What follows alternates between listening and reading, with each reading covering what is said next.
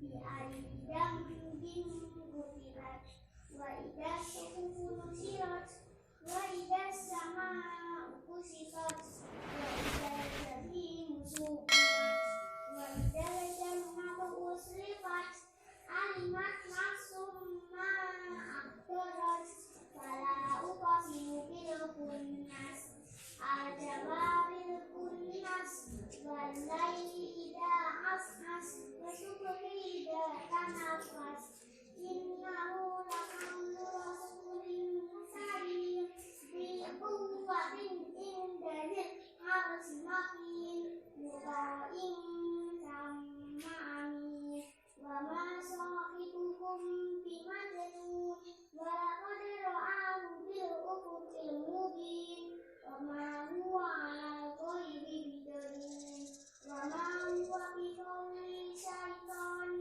رجيم فأين تذهبون إن هو إلا ذكر للعالمين لمن شاء منكم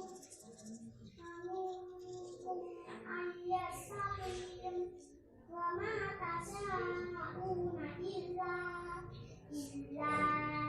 أن يشاء الله رب العالمين صدق الله العظيم.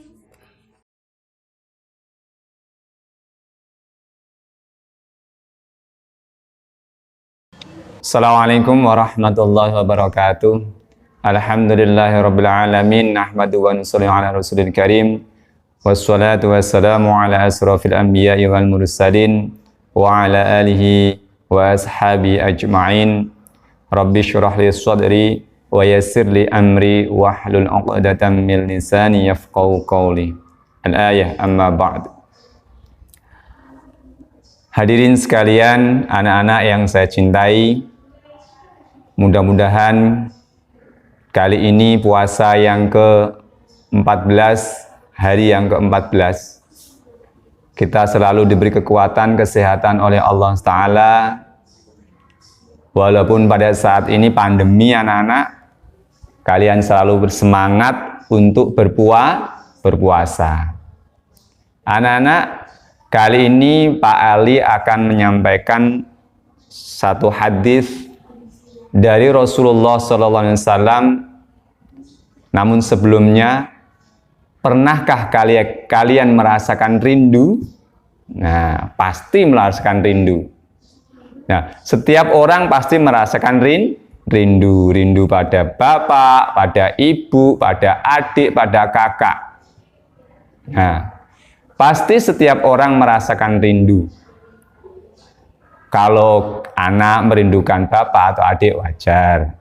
Orang tua merindukan anaknya pasti.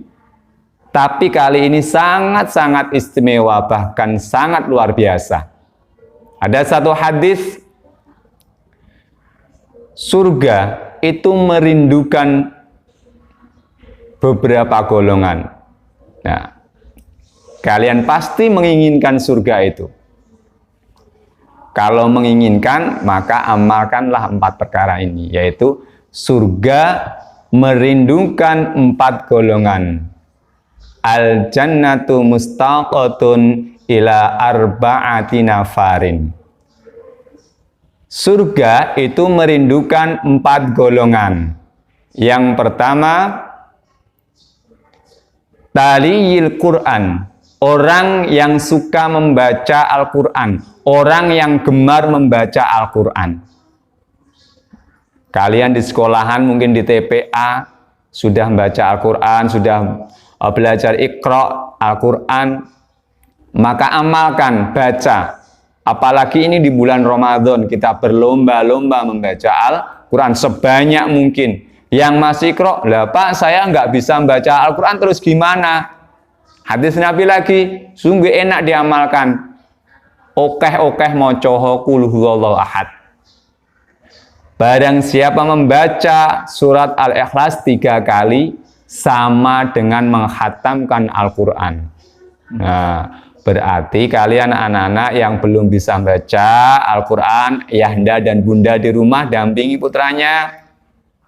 amalkan ini membaca Al-Quran kalau belum bisa membaca ayat-ayat Al-Quran atau surah yang dihafalkan. Kalau nggak bisa minimal membaca surat Al-Ikhlas. Masa surat Al-Ikhlas nggak bisa? Pasti bisa, ya. Qul huwallahu ahad, Allahus samad, lam yalid wa lam yulad, wa lam yakul lahu kufuwan ahad. Nah, itu siapa yang membaca 3 kali sama dengan menghatamkan Al-Quran. Padahal dalam bulan Ramadan ini, satu amalan maka dilipatkan gandanya. Apalagi membaca Al-Quran 1 huruf di hari luar Ramadan, itu dihadiahi 10 kebaikan. Apalagi di bulan Ramadan ini dilipat gandakan bahkan sampai 70 kali kebaikan. Makanya kalau orang banyak membaca Al-Quran di bulan Ramadan ini, maka menjawab berlebih-lebih, berlimpah-limpah pahala dari Allah. Tapi satu niatnya ikhlas. Bukan karena ingin aku ben untuk pahala wakeh. Nah, jangan.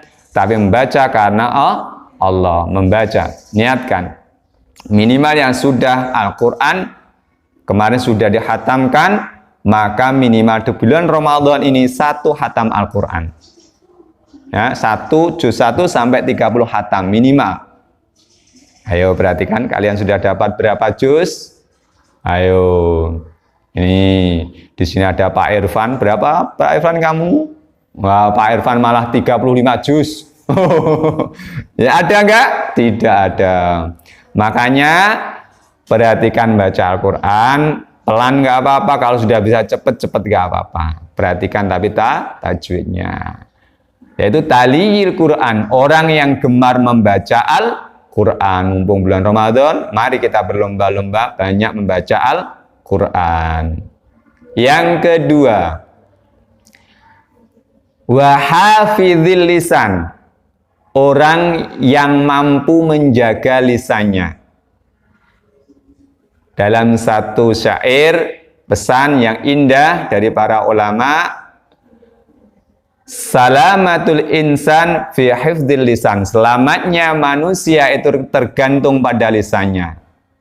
Mungkin kalian dulu kalau masuk atau di rumah dengan adik atau kakak, perhatikan, gara-gara omongan, guyon yang berlebihan, bertengkar. Nah, ini yang berbahaya. Di sekolah juga gitu, guyon berlebihan dengan temannya, akhirnya gelut. Inilah. Tapi kalau orang mampu menjaga lisannya dengan akhlak lisan yang baik, maka lisan ini akan menjaga, mengantarkan kita nanti di akhirat. Karena bahayanya manusia ada 2, yaitu orang yang tidak mampu menjaga lisannya dan tidak mampu menjaga kemaluannya. Maka hati-hati lisan ini. 2 bibir ini yang banyak mengoceh, bahkan menggunjing orang lain.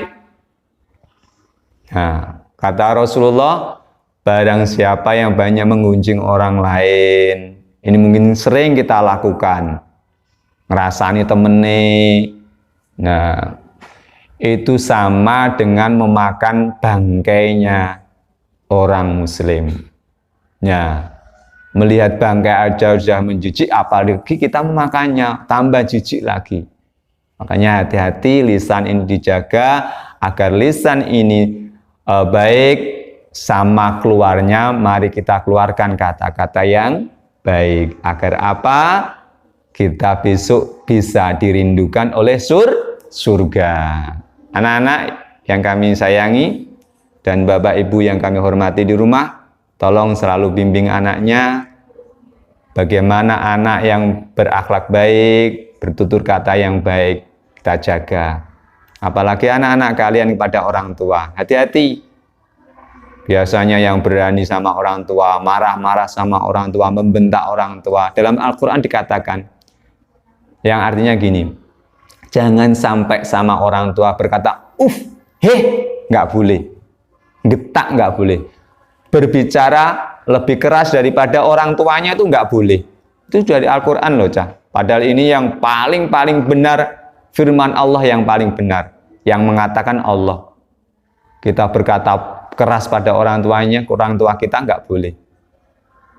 Nah, Pak, adik saya itu masih kecil bicara. Adik kan belum bisa berpikir yang baik, tapi diarahkan.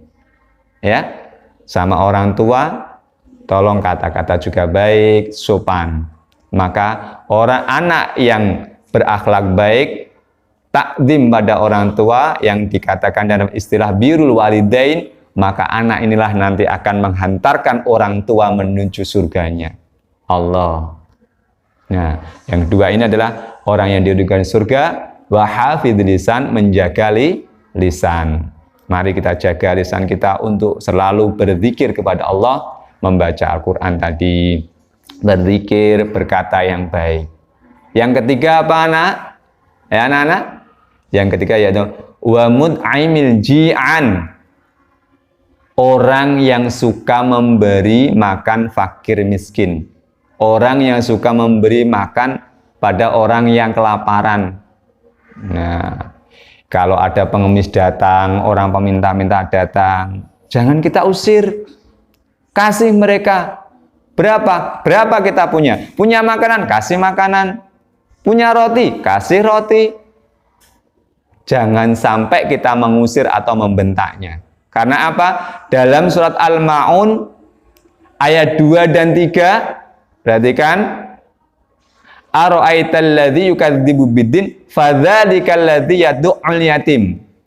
Orang yang membentak menghadik anak yatim. Ya, ini apa? Capnya sebagai pendusta agama. Dan yang ketiga, wala yahuddu ala ta'amil miskin. Orang yang menghadik, orang yang menyia-nyiakan orang miskin.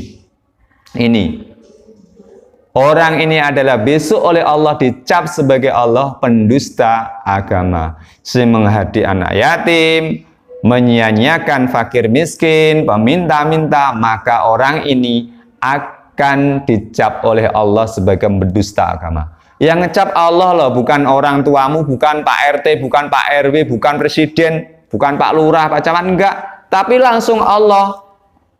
Nek sing ngecap orang tamu, pendusta agama paling ngapusi bu, enggak mungkin. Tapi langsung Allah ini, cah. Kalau Allah sudah bilang kayak gitu, pasti akan menjadi kenyataan. Jangan sampai kita dicap oleh Allah sebagai pendusta agama, yaitu orang yang menghadik anak yatim dan orang yang menyia-nyiakan fakir miskin. Kalau ada tetangga kita yang kelaparan, kekurangan, kasih mereka berapa yang kita punya. Pak, saya punyanya nasi sedikit, kasih. Pak, saya hari ini punya roti. Apalagi bulan Ramadan, barang siapa yang memberi makan orang kelaparan, maksudnya yang berbuka puasa, maka pahalanya orang yang berpuasa tadi akan diberikan ke kamu tanpa mengurangi pahala orang puasa tadi. Hebat kan puasa? Maka semangat berpuasa dan semangat berbagi. Apalagi pada orang yang kesusahan, orang yang kelaparan. Dalam surat Al-Duha ayat yang ke-9 dan ke-8 atau ke-9. Perhatikan ayat dari 9 dan 10 atau 8 9. Fa ammal yatima fala taqhar. Dan janganlah kamu sewenang-wenang terhadap anak yatim. Fa ammal yatima. Dan ini sudah jelaskan lagi, tidak boleh.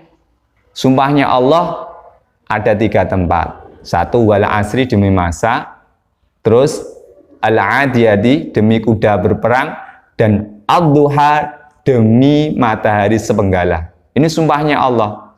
Maka perhatikan itu. Jangan sampai kita termasuk golongan orang yang dicap oleh Allah sebagai pendusta agama. Dan jangan sampai kita dicap oleh Allah sebagai orang-orang yang menyia-nyiakan orang anak yatim. Padahal orang yang menyantuni anak yatim, kata Rasulullah, al-yatul yatim besok masuk surga kayak gini sama Rasulullah. 2 jari ini, jari telunjuk sama jari tengah, bersama-sama beriringan, digandeng oleh Rasulullah Siapa yang nggak suka? Kamu suka nggak digandeng oleh Rasulullah? Pasti suka. Kita masuk ke surga aja sukanya bukan main. Apalagi masuk digandeng sama Rasulullah. Wah, itu sangat luar biasa sekali anak-anak ya. Maka Bapak Ibu, mari anak-anak, kalau ada anak yatim, santuni mereka, kasih mereka, sedikit pun tidak apa-apa. Yang ke-9, perhatikan. Wa ammasaila fala tanhar. Dan jangan berbuat sewenang-wenang terhadap fakir miskin. Ini Allah loh yang bilang, sewenang-wenang terhadap fakir miskin, maka kita akan dicampakkan oleh Allah. Kalau kita punya kenikmatan, maka di dalam ayat terakhir, binikmati rabbika fahaddits. Apabila kamu mendapat nikmat, maka siarkanlah, maksudnya siarkan ini, sebarkan, kasih pada mereka yang belum punya. Ini bulan puasa. Mari kita berbagi, yaitu berbagi pada sesama, khususnya pada fakir miskin dan anak yatim. Ini yang dirindukan oleh surga yang ketiga, yaitu wamut aimil ji'an, suka memberi makan pada orang yang kelaparan. Yang terakhir, ini yang kita jalankan, yaitu wasoimi fi syahrir Ramadan. Orang yang berpuasa di bulan Ramadan. Siapa yang nggak puasa? Ayo, puasa beduk. Nah, ada Pak puasa beduk? Sebenarnya nggak ada, itu untuk latihan. Ini Butiyah juga puasa beduk. Nah, enggak. Kalau Butiyah, anak mungkin ibu kalian, Pak, ibu kok nggak puasa toh Pak? Itu ada keistimewaan tertentu. Nah, pasti ibu, kakak, itu pasti punya keistimewaan tertentu, tidak bisa puasa. Nek puasa malah dosa anak-anak. Mungkin kalian sudah kelas 5, kelas 6 sudah tahu. Namun kelas 4 ke bawah mungkin belum tahu. Ibu kok belum puasa? Nah, jawab, karena ibu, ayah, mama diberi keistimewaan oleh Allah. Gak puasa. Nek puasa gak boleh, malah dosa. Nah, inilah keistimewaan bagi kaum Hawa, cewek-cewek. Dia tidak puasa nggak apa-apa, tapi di hari tertentu yang dia mendapat sesuatu yang istimewa dari Allah. Kalau kalian suka rajin puasa dengan penuh ikhlas, sungguh-sungguh, menahan lapar, menahan dahaga, bukan itu saja, menahan lisannya, menahan perkataannya tadi, akhlaknya baik, maka orang yang puasa Ramadan juga termasuk orang yang dirindukan oleh surga. Oke anak-anak, perhatikan 4 perkara ini hadis Rasulullah, orang yang dirindukan oleh surga, yaitu yang pertama adalah apa? Ya, taliyil Quran, orang yang gemar membaca Al-Quran. Yang kedua, wahafizil lisan, orang yang menjaga lisannya. Lisan satu, keluarnya ya dari sini, ucapan keluar dari sini, maka jadikan lisan ini untuk berucap yang baik. Yang ketiga yaitu wamut aimil ji'an, orang yang suka memberi makan pada orang yang kelaparan. Yang keempat, wasoimi fi syahrir Ramadan, orang yang suka puasa Ramadan. Niatkan puasa hari ini, saya harus sampai nanti hari akhir menjelang bulan hari raya Idul Fitri, hari Lebaran, seneng lah. Kalau kamu puasa dengan penuh, maka orang yang ikhlas terakhir adalah orang yang terakhir mendapat gelar terakhir, yaitu apa itu? Orang yang terbebas dari api neraka. Nah, ada hari maghfirah, ampunan, barokah. Yang terakhir adalah kelas 10 terakhir adalah orang yang terbebas dari api neraka, idun minan nar. Tapi harus dengan ikhlas sampai terakhir, kayak enek bolongi. Kalau kamu puasa, puasa itu memang haus, lapar. Jangan sampai kelihatan gak enek wong melayu jeding ngombe banyu sak jeding teh.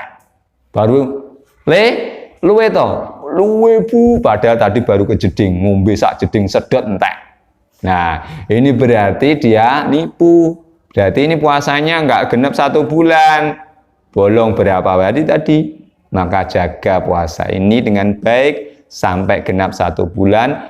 Mudah-mudahan kita nanti mendapat gelar la'allakum tattaqun, orang-orang yang bertakwa. Terima kasih anak-anak, mudah-mudahan bermanfaat dan ada manfaatnya bagi kalian dan bagi ayah bunda sekalian.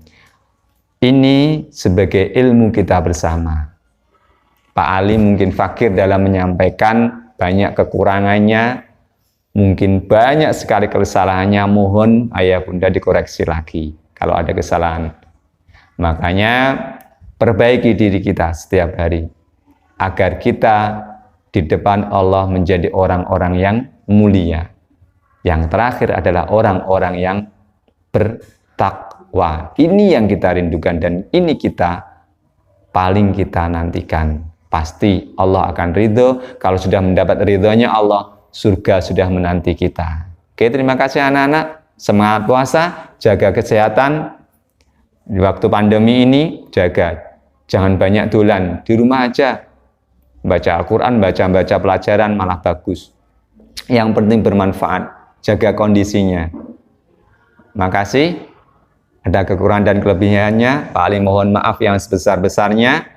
Billahi taufiq wal hidayah wa 'afu minkum wastaghfirullah. Assalamualaikum warahmatullahi wabarakatuh. Bye bye.